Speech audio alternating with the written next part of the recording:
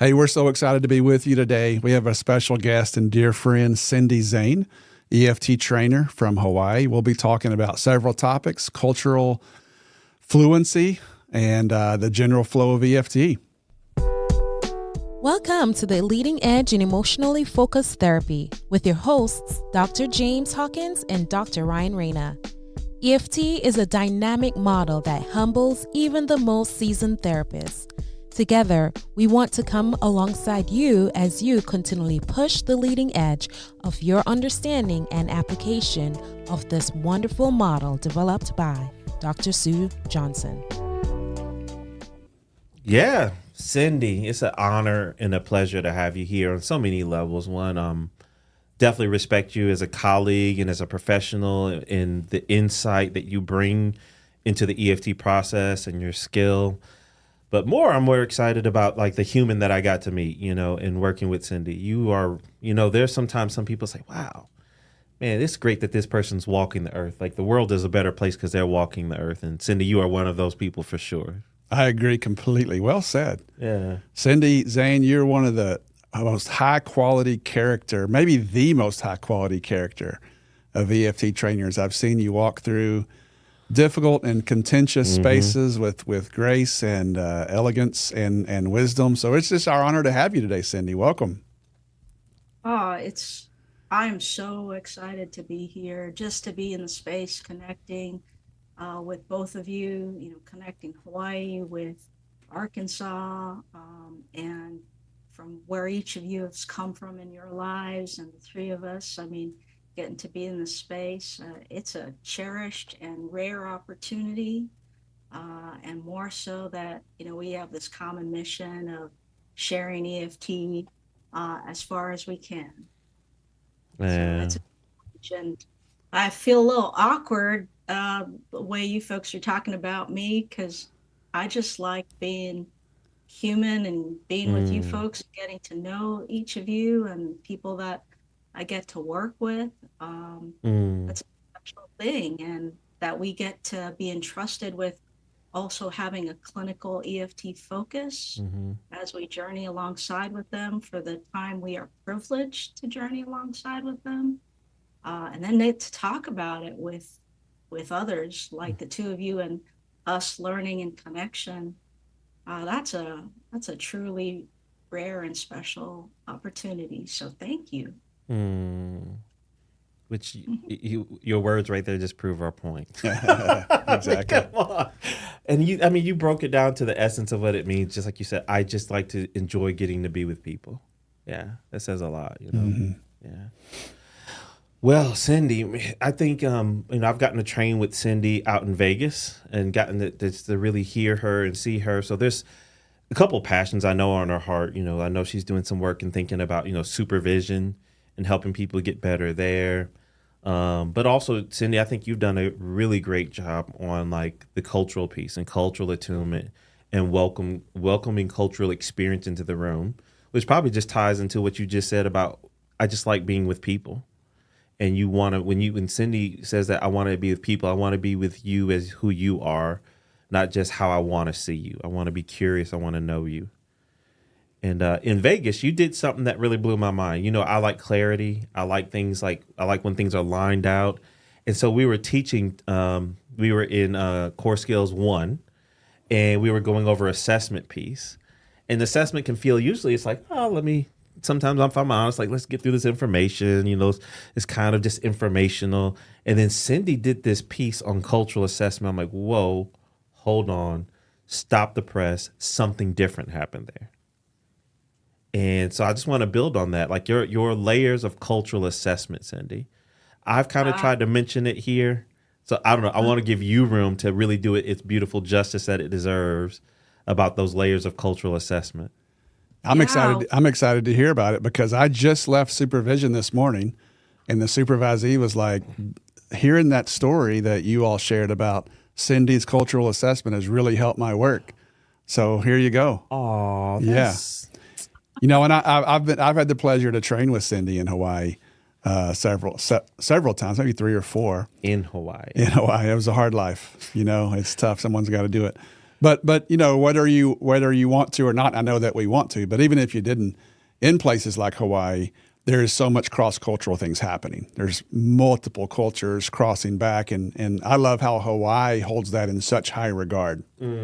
It's not just a difference we carry, it's a difference that we exhibit, which is really cool to see. So anyway, I'll turn it over to you, Cindy, as you share more about, That was a good line right Yeah. there, right? It's not just a difference we carry; it's a difference we exhibit. Yeah. Anyway, Yeah. No, I appreciate Ryan, because that's sort of, as we zoom out to who are we as clinicians first and foremost. And you're touching on it, like in Hawaii, it's you go to a different town and you instantly experience the difference in the human landscape, or just who you might meet on the street. And we're always curious, like, hey, where are you from? What does your name mean? Where are your parents from? And we're used to having those kinds of conversations from the time that we are little, because so many of our families hail from so many different places across the world, from the United States. And so we treasure getting to know that about each of us here. And as we kind of narrow into what James is talking about, that we got to get into in Las Vegas, and it came in a co-creative kind of way, right? We were doing a demonstration on assessment role play, and the actor, one of our helpers from Las Vegas, she was talking about basketball, I think it was, and shooting hoops.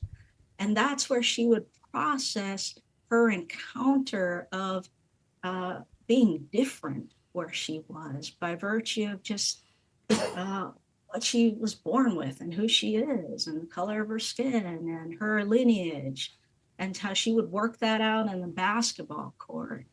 And James and I went two different ways with that. James went, if your future self could go back and say something to you to help you navigate what's to come, what would it say? And that was just beautiful in and of itself. And you could see, our helper just settle in. And then I was like, oh, my mind and heart went to, what did the basketball backboard say to you? Or it's as if you're trying to work something out on that court and just shooting hoop after hoop after hoop. And what came out of that engagement with the basketball net? That just seems like such a rich engagement in that intrapsychic, and it becomes very real and interpersonal and relational, because there's a sense of safety and reverence for things that we might value differently in other cultures, like working things out on a basketball court. It not just touches on cultures of different parts of the world, but also like athletic culture, things that we don't check off on a demographic form, that so much influences who we are today. And so that's where I went, and that was kind of neat, because we got to highlight that for our participants there, and they got to see the richness of all the different experiences that the clients they work with might have. That's right. And I like what you did, Cindy, in that too, another beautiful thing you did in that moment was you used yourself to help inform that moment. You talked about, how the water means so much to you being in Hawaii, and how you might go out and you might talk to the ocean about what's going on and what you're feeling. And you could feel like these answers kind of come back out of the ocean towards you. And so you took that part of you with that cultural grounding and that experience. And that's what even allowed you to have that openness to say, hey, in my culture, I can kind of like give room to a basketball board, a basketball backboard, speaking in a way, right? So I just appreciate how you used you as a human being in that moment to kind of expand the moment for another option. Does that make sense? Oh, totally. Yeah. I've even had it come up in ICEEFT sessions where people are struggling as they're in a canoe race, right? And they know they just, the paddler knows he doesn't have his best stuff, and something's holding him back and getting him stuck. And as he switches out with the crew that's coming in for the next leg, he goes into the ocean, and he just, he's praying to the ocean. And I said, hey, can you make that alive right now as you went in your heart to pray to Keakua, your God? What would you say to him right here, right now, that touches on your emotion of grief and sadness? And he did it. And we did the tango move 4. We processed, what was that like to get to speak your heart in this place of sadness and grief to Keakua? And what was it like to hear Keakua back? How much could you take in? What was that like to take in? And even as I'm just recounting it now, I feel it, in my cells, and my nervous system kind of permeate throughout. I love it. That's beautiful. And what comes to mind for me is rhythm. Sue has always taught EFT from that standpoint with the I guess it's a metaphor of music and moving your body to the rhythm, and that the rhythm is emotion. And then all those metaphors work, right? I grew up as an athlete, which is very much a culture, and certain rules and so forth, some of which I like and some of which I'm still trying to get out of. But either way, it's a culture. But there's a rhythm when you shoot baskets. There's a sound. The basketball that makes it is rhythm. There's a sound that comes when the ball goes through the net. There's just certain rhythms to that. And when I think about the paddler in Hawaii, there's a rhythm to moving with that team and moving the body. And then certainly in Hawaii, there's a beautiful rhythm to the waves, and so connecting with that rhythm is how you start to know yourself, right? It's in that reveals this, or part of what reveals this deeper sense of who we are that I think you all are going for. Am I in the ballpark there, Cindy? Oh, completely. And even just when you said rhythm and taking that in from Sue, like, I'm going, yes. And my head's like matching the rhythm of your voice and your cadence. And that's another aspect of cultural assessment as we get to be with, especially people who speak different languages, the rhythm and cadence of how they say things, how they respond, how they even say their name. When we get to plug into that rhythm and reflect it to them and mirror it to them, and appreciate the beauty of it, wow, do they light up. Mm-hmm. Yeah, you're even going, you're nodding, right? Yeah. Because it opens doors. It opens doors when someone's genuinely curious, and someone honors your world and the meaning that you've applied that really might make no sense to them, and yet they come closer anyway. I think there's such richness in that.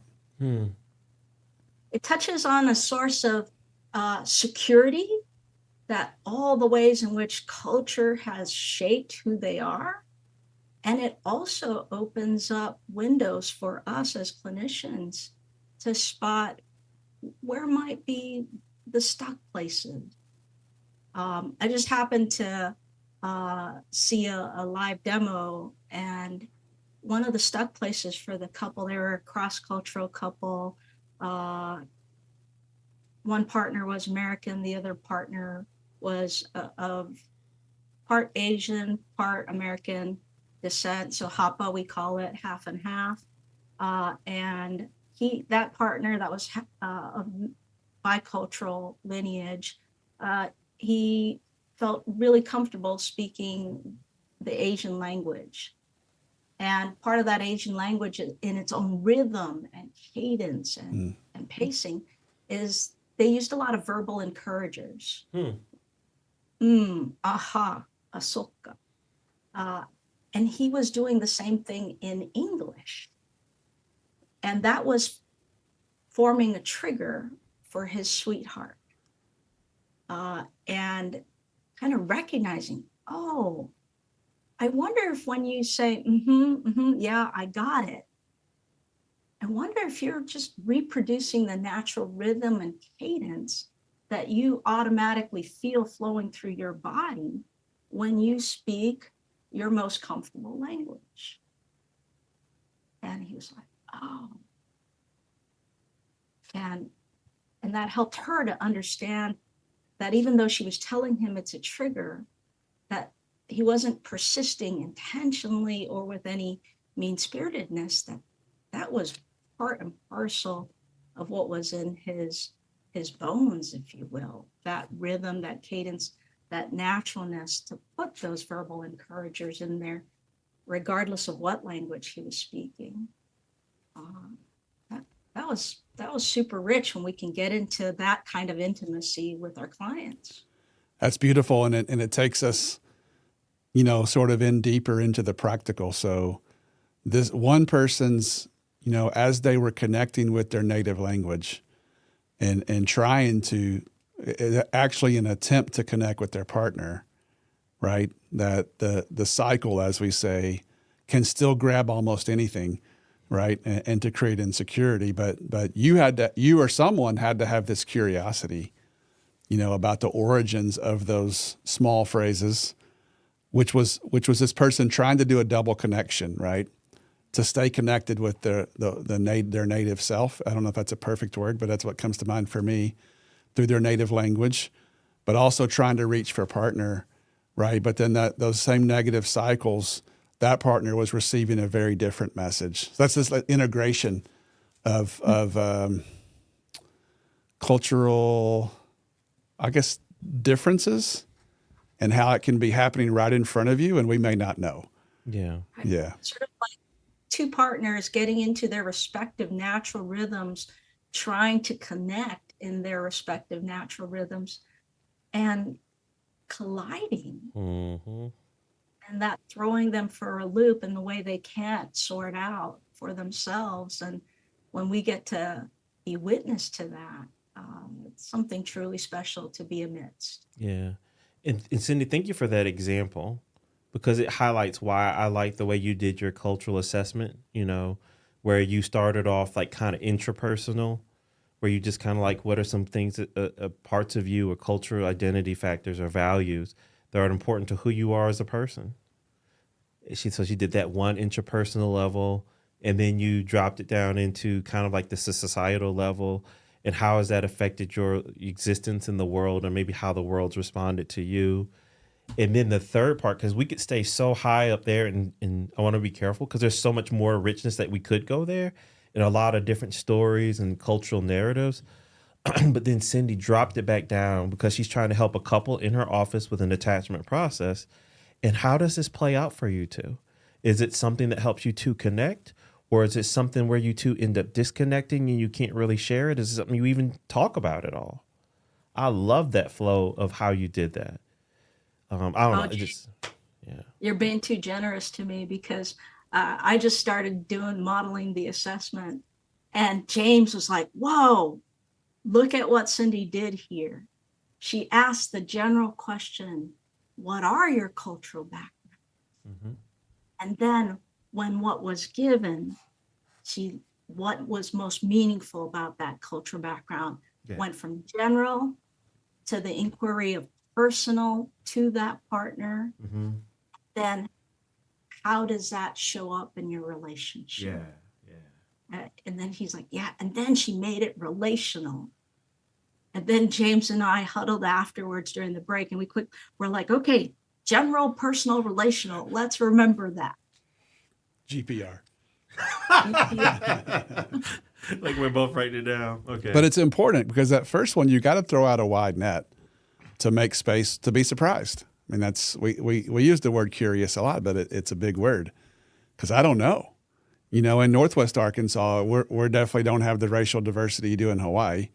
But one thing that's, we're 20 miles from native reservations and all the loaded history that comes with that. But the majority of people who go there for their health care and have a card, and you would not know by looking at them. Mm-hmm. They appear white. Yeah. And so, it's so crucial that we have some phrases that were general enough to sort of catch, may not be a perfect metaphor, but catch the people, catch their experience. Yeah. That's broad. But I like what you went, because you're right, knowing Ryan now, if I asked him that question, he might not mention ethnicity, but he's going to probably mention being an athlete, being, the son of a military family member, faith. Yep. So there's so many. Now, that's what I liked about your question, Cindy. You gave your client open license. You tell me. I don't want to define that for you, is what I like in it. Because so many people can be like, because here's a misattunement you could do with a client. Hey, I see I'm a white person. You're a black person. Tell me, that's, all of a sudden you're almost like saying, I'm going to tell you what is the most important thing about you. It's a factor. We can't remove it. But I want to give my client a chance. I love your question. What's important about your identities and background that you want to share with me? One, it's just because also when that question comes, you're early in the treatment, right? And so you're still trying to build alliance and give some safety. So you're giving them room to tell what they're safe to tell for a moment, Yeah. I like that as you try that on with me. Sorry, Cindy. I like that as you tried that on with me. That felt really good. Because if you don't know, those 3 or 4 or 5 things about me, you don't really know me at all, right? Those are such a big part of my history, my story, and even how I manage distress, right? And so what you're about to take me into, right? So just how important this is to have a sense of that, So maybe the listeners of this episode could take a minute and even kind of socially locate yourself. What'd you use for me there? You said that faith. If I put because I'm white, you might not comment on that, which is a whole nother topic, but whatever. Well, I'm letting you tell it because I can sit here and assume so what's it like being a tall white male in Arkansas, which that does matter. Now, I would say probably even above ethnicity, Ryan would say tall has had a huge impact on it. Does. Size does. People already have an experience of me before they have any idea of who I am. And I don't honestly fit in with most white males that are my age. That's a factor. But I love where you went with that, being an athlete and a coach and a scout and all the things I was, my parent as a military. What else did you say? My faith. Mm-hmm. Once you capture that, it does change my body's experience of the moment. Yeah. So nice illustration there. Yeah. Cindy, you were going to say something. I cut you off. I'm sorry. No, I'm just struck by I said, ooh, as you tied it to your body and the difference that you felt on the inside. Because when we give, our clients wide berth to talk about what moves, motivates, shapes them, we get to see what happens inside and how that shines out or the differences and get to know them on that level too. And that's pretty energizing and connecting. It also helps me to build the empathy for them that I'm going to need to carry me through to work with them throughout the course of our EFT journey.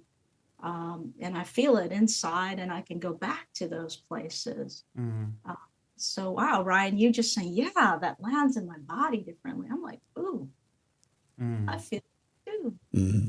Nice. Yeah. Yeah. Thank you for that phrase. I like that. Give our clients wide berth to what moves and motivates them. That's a nugget alert right there, everybody. Yeah. A viewer actually asked me to bring back the nugget alert button, Ryan. Oh, yeah. When someone says, when someone says something good, I would hit a button and it would go nugget alert, nugget alert, nugget alert. That was one. That's what I think, we've talked about broaching the topic on here before and all these things and different cultural assessment and marginalization. But I like that phrase. What we're trying to do is give our client a wide berth to, how did you say it? A wide berth to what moves and motivates them. That's great. I like that frame, Cindy. Thank you.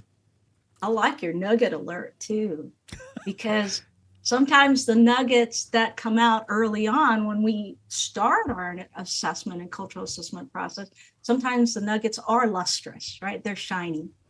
And sometimes we only see the signs of the nuggets that are still in the rough. Mm-hmm. And that's where we're going to be curious about. We're going to look out for it to come up later on because we already see the signs. Hey, I think there's something meaningful or important underneath there. Mm-hmm. So I love your nugget alert. Cindy just makes you feel so good. I'm like, what the? If y'all haven't picked up on something, I'm going to encourage you. Find out where Cindy Zane is training and go get there as soon as you possibly can. There you go. I have a shameless plug as I say that, though, because I get to train with Cindy out in Vegas, right? But seriously, Cindy, like that, yeah. Thank you. And, I know we talked about even before we came on, and gosh, we're really up out against time, man. Is it all right if I keep going? Can I ask you another question, Cindy? You good, Ryan? Yeah. Cindy, can you kind of help me? Me and Ryan have kind of talked about this, and here's the question. It's a big question, so throw it out, and I can edit this off the podcast. Anyway, okay. Like Cindy, so even as you sit here as a human being and as a person, like, wow, like this, just your willingness just to give yourself over to the process, Cindy, and to follow the flow with your client. How do you do that? What's happening inside Cindy Zane? What moves her and motivates her to just, I'm just going to give myself over to knowing this human being and being with them in the process? Feel alive. Mm. Whether I'm connecting with their empowering energy or their abject agony, like to connect and sit in that space with them and to be able to reflect, that helps them see and understand themselves and maybe not feel so chaotic or it codes as fear when something is uncertain, to just be in that space and help them to kind of, like that's a truly sacred moment, and to feel alive like that, be human with people who are daring and courageous enough to be human with me in front of me. I can't think of a more precious gift, both to be the clinician that is guiding and journeying and process directing. We're also kind of on the receiving end as part of our experience as clinicians. Right? And we wash it through our nervous systems and make sense of it when they can't, or when it is stuck for them.